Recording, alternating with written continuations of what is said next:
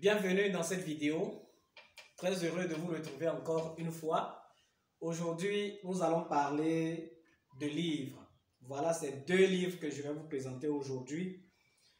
Le intitulé Psychologie de la séduction, écrit par Nicolas Guéguen, que voici. Et il y a un deuxième qui est intitulé L'intelligence émotionnelle en pratique, que voici. Nous le savons tous que il y a des personnes qui ont vu leur entreprise disparaître tout simplement parce qu'ils n'ont pas su gérer leurs émotions. Je ne pourrais pas vous donner d'exemple, je ne pourrais pas vous citer d'exemple, mais ce sont des choses que nous voyons au quotidien ou que certaines personnes, certains de nos proches nous en parlent. Donc, il est vraiment important de pouvoir gérer ses émotions. Parce que les émotions, souvent, nous poussent à faire des choses qu'on n'a pas envie de faire, que la chose soit positive ou négative. Et après, on s'assoit, on se pose la question, mais qu'est-ce qui m'a amené à dépenser soit telle somme d'argent? Ou bien, on peut aussi se poser la question de savoir, mais dans telle circonstance, voilà comment normalement je devrais agir. Mais pourquoi je n'ai pas agi? Tout simplement parce que peut-être tu étais en colère. Et je pense que dans ce livre, le contenu est tellement pertinent que je pense que vous allez y apprendre beaucoup de choses. Quand on parle de gestion d'émotions, l'intelligence émotionnelle, on fait allusion à quoi? Je prends un exemple palpable d'une personne qui a créé son entreprise. Et parce qu'il est le patron de l'entreprise, toutes les femmes qui vont rentrer dans l'entreprise, parce que le monsieur c'est un homme, il va vouloir cotiser toutes les personnes qui vont rentrer dans son entreprise. Oui, tu peux le faire parce que tu vas penser que c'est toi le patron et donc tu as le pouvoir de l'argent. Tu peux offrir à ces femmes tout ce que tu veux, mais n'oublie pas aussi que c'est de l'argent que tu vas dépenser. C'est de l'argent que tu vas leur donner. Et ça, c'est une gestion d'émotions. Parce que tes émotions personnelles sont différentes de tes émotions professionnelles. Et tu dois arriver à faire la différence entre ces deux émotions pour ne pas que ces émotions impactent de façon négative l'entreprise que tu as créée. Parce que l'entreprise ne doit pas disparaître juste après toi, ta mort. Non, elle doit être pérenne. Elle doit se pérenniser dans le temps.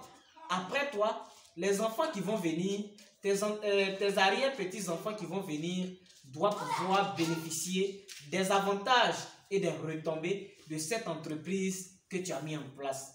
Et pour cela, je te demande et je t'invite donc à lire ce livre-là, qui vont t'apporter énormément de choses, qui vont t'apporter une autre vision vis-à-vis de toi-même, de ta conduite avec les autres et de ta conduite avec toi-même, ton entreprise.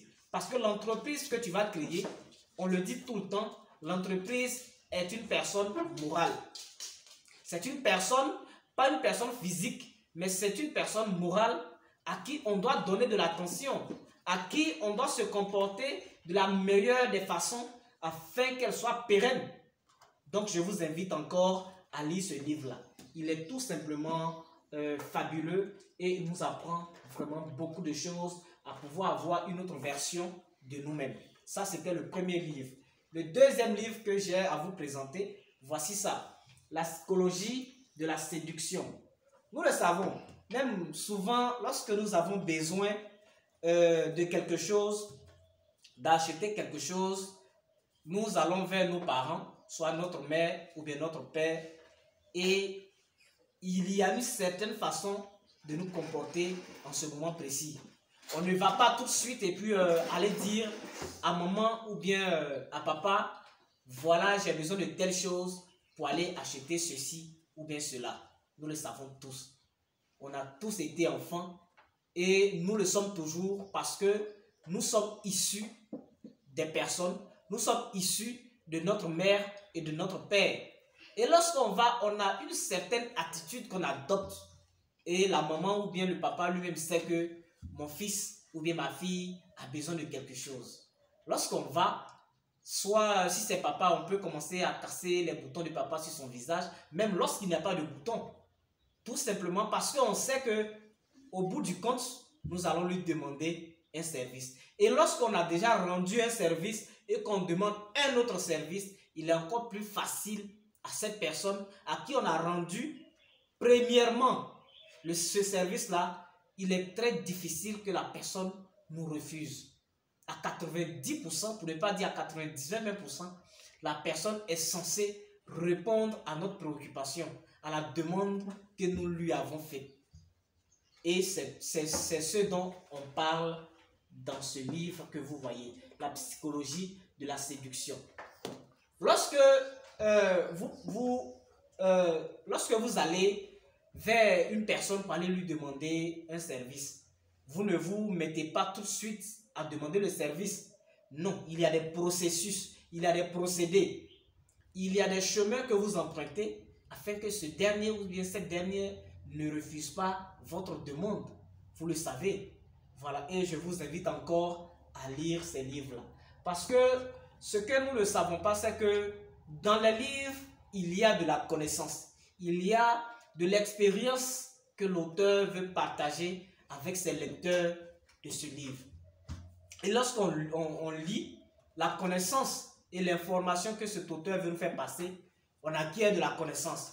Et cette connaissance-là, on va les mettre en pratique et ça va complètement changer notre vision des choses.